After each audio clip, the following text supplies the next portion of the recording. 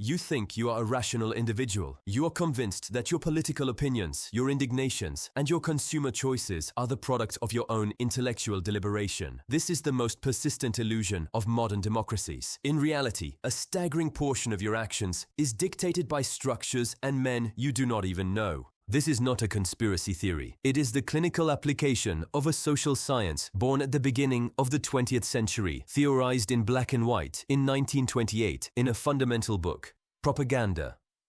Its author, Edward L. Bernays, the double nephew of Sigmund Freud, did not denounce this system. He was its architect.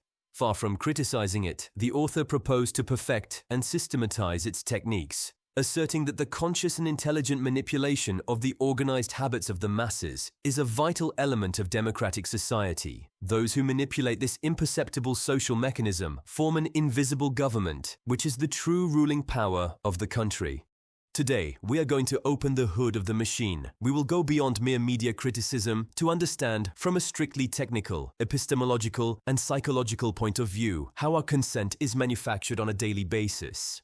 To understand Bernays' mechanics, we must first acknowledge the death of a myth, that of the Enlightenment citizen. The philosophers of the 18th century believed that literacy would liberate the people. Bernays, however, made a clinical and terrifying observation. Universal education did not give man the intellectual capacity to rule. Instead, it provided him with rubber stamps inked with advertising slogans, editorials, published scientific data, and prefabricated platitudes. Faced with the complexity of an industrial world, the individual is incapable of processing information. This is where what university researcher Sue Curry-Jansen calls Bernays' founding scam comes into play. Semantic tyranny. Bernays indeed appropriated the work of the great American political scientist Walter Lippmann. In 1922, Lippmann demonstrated that the human mind cannot grasp reality in its entirety. The public therefore reacts to stereotypes and evolves in pseudo-environments manufactured by the media. But whereas Lippmann was alarmed by this drift and denounced publicity agents as censors who threatened democracy, Bernays reversed the paradigm.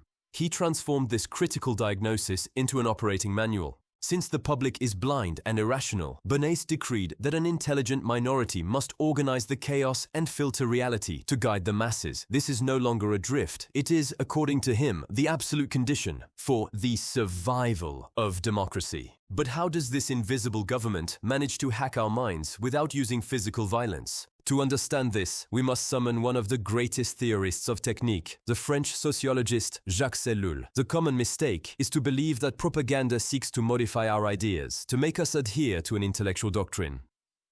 Ellul explains that this is a completely obsolete vision.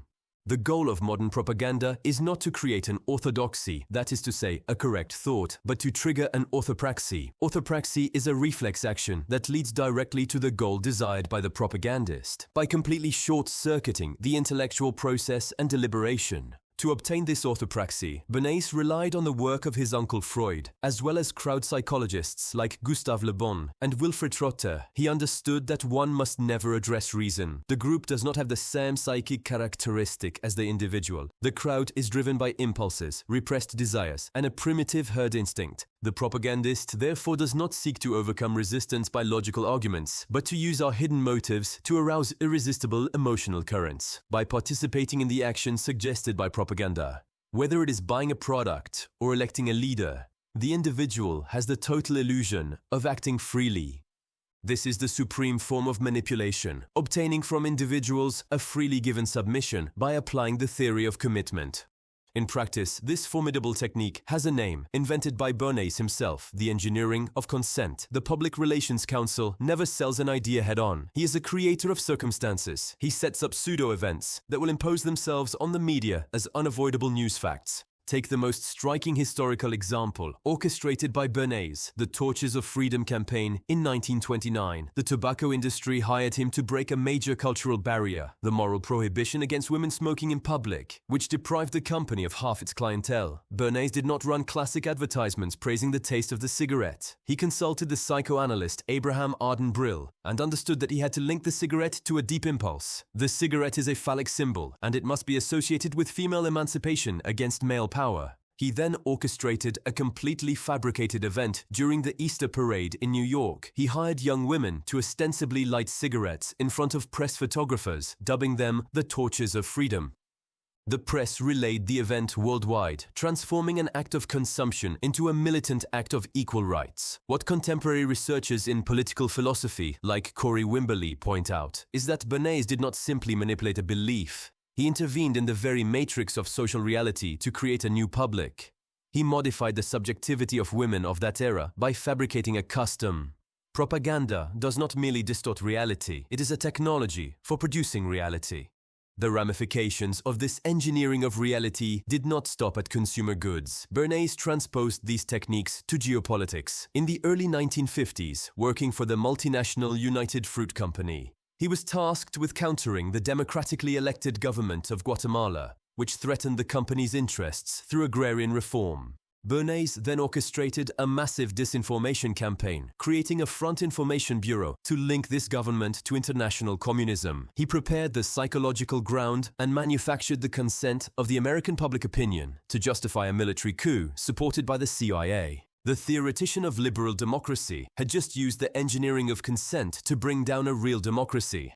If the book Propaganda was written in 1928, we would be wrong to file it away in the historical archives. Bernays' techniques have mutated and merged with modern technological engineering. The invisible government has digitized. Today, states and big tech firms rely on behavioral economics and cognitive sciences to modify the architecture of our choices through what are called nudges. The goal is to instrumentalize our cognitive biases to provoke our automatic obedience while leaving us with a perfect feeling of freedom. The behavioral environment is programmed so that the citizen behaves in the expected manner without truly being aware of it. Worse still, social networks and their recommendation algorithms have industrialized Bernays' mechanics. As researcher Edward Mayman analyzes, modern propaganda exploits what is called recursive cognition. This is the natural tendency of the human brain to equate coherence and familiarity with truth. In digital ecosystems, repetition is no longer solely media-driven. It is algorithmic. Self-validating belief loops transform absurdity into authority simply by the velocity of their diffusion. Authority no longer stems from argumentation or the verification of facts. It is established by the pure frequency of the data. This is what Mayman calls epistemic warfare. The goal is no longer to persuade you with facts, but to saturate your perceptual field, causing a feedback loop where you become the instrument of your own persuasion. We are exactly in the orthopraxy theorized by Jacques Ellul, a reflex conditioning where manipulation has become consubstantial with the communication interface. The network now thinks through the individual. The cynicism of the system theorized by Edward Bernays raises a chilling epistemological and moral critique, for this engineering of consent, by claiming to be technically neutral, is tragically blind to the destruction it generates. Bernays himself discovered with horror in the 1930s that Joseph Goebbels, Hitler's minister, was using his books, notably Crystallizing Public Opinion, to structure Nazi propaganda and its campaign of destruction during the Second World War. This historical lineage demonstrates the absolute flaw of the system. The power of original suggestion, when used to annihilate critical thinking, offers a weapon of mass destruction to totalitarian regimes.